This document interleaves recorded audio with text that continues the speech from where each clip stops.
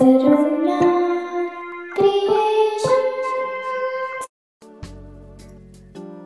நாம குழந்தைங்கள்லேருந்து பெரியவங்க வரைக்கும் விரும்பி சாப்பிடக்கூடிய ரொம்பவே ஈஸியான முறையில் ப்ரிப்பேர் பண்ணுற பீச் சைட் சுண்டல் மாதிரியே டேஸ்டாக இருக்கிற ஒரு ஸ்நாக்கை வீட்லேயே எப்படி ரெடி பண்ணலாம் அப்படின்னு பார்க்க போகிறோம். இதுக்கு நான் வேர்க்கடலையை ஊற வச்சு வேக வச்சு எடுத்து வச்சிருக்கேன். ஒரு கப் வேர்க்கடலையை அதுக்கு முந்தின நாளே நான் ஊற வச்சிருவேன். இல்லைன்னா ஒரு 3 to 4 hours மார்னிங் டைமில் நம்ம ஊற வைக்கிறதுனா ஊற வச்சா போதும். ஊற வச்சு அது குக்கரில் 2 விசில் விடுங்க. உப்பு போட்டு வேக வச்சு எடுத்துடுங்க. அதுக்கப்புறம் இதில் நம்ம சேர்க்குற உப்பு இதில் சேர்க்குற இன்க்ரீடியன்ஸ்க்கு மட்டும்தான் செட் ஆகும், கடலைக்கு செட் ஆகாது. இந்த வேர்க்கடலையை உப்பு போட்டு வேக வச்சு தண்ணியை வடிகட்டி எடுத்துடணும். ஒரு சின்ன சைஸ் ஆனியனை நான் இப்போ சொல்கிற மெஷர்மெண்ட் எல்லாமே ஒருத்தருக்கு தேவையான அளவுக்கு சுண்டல் செய்யறதுக்கான இன்கிரீடியன்ஸ். இதை நாம வீட்டில் 4 பேர் இருக்குமோ 6 பேர் இருக்குமோ அதுக்கு ஏற்ற மாதிரி ரெடி பண்ணிக்கலாம். ஆனால் ரொம்ப ஈஸி, ரொம்ப நேரம் கிச்சனில் நின்று இதை செய்யணும்னு கிடையாது. ஆனால் ரொம்ப ஹெல்த்தியான ஒரு ஸ்நாக். இதுக்கு ஒரு சின்ன வெங்காயத்தை எடுத்து நல்ல பொடியாக சாப் பண்ணிக்கோங்க. இது நரன்னு பல்லில் படக்கூடாது, அதனால பொடியாக சாப் பண்ணி எடுத்துக்கோங்க.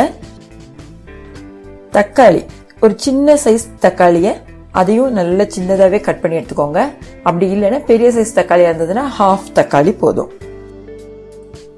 கேரட், துருவின கேரட் கொஞ்சம் எடுத்திருக்கேன்.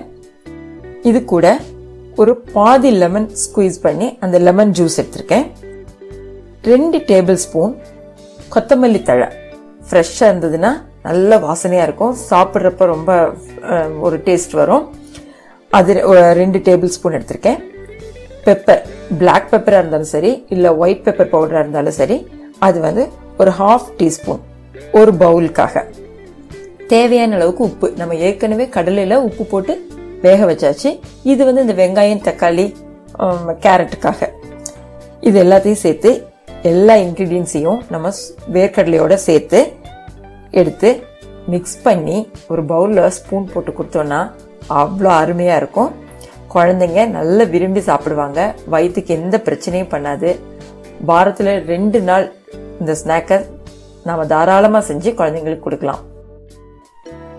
எங்களோட சேனல் பிடிச்சிருந்ததுன்னா மறக்காமல் சப்ஸ்கிரைப் பண்ணுங்கள். இந்த ரெசிபி பிடிச்சிருந்ததுன்னா கமெண்ட் பாக்ஸில் கமெண்ட் பண்ணுங்கள்.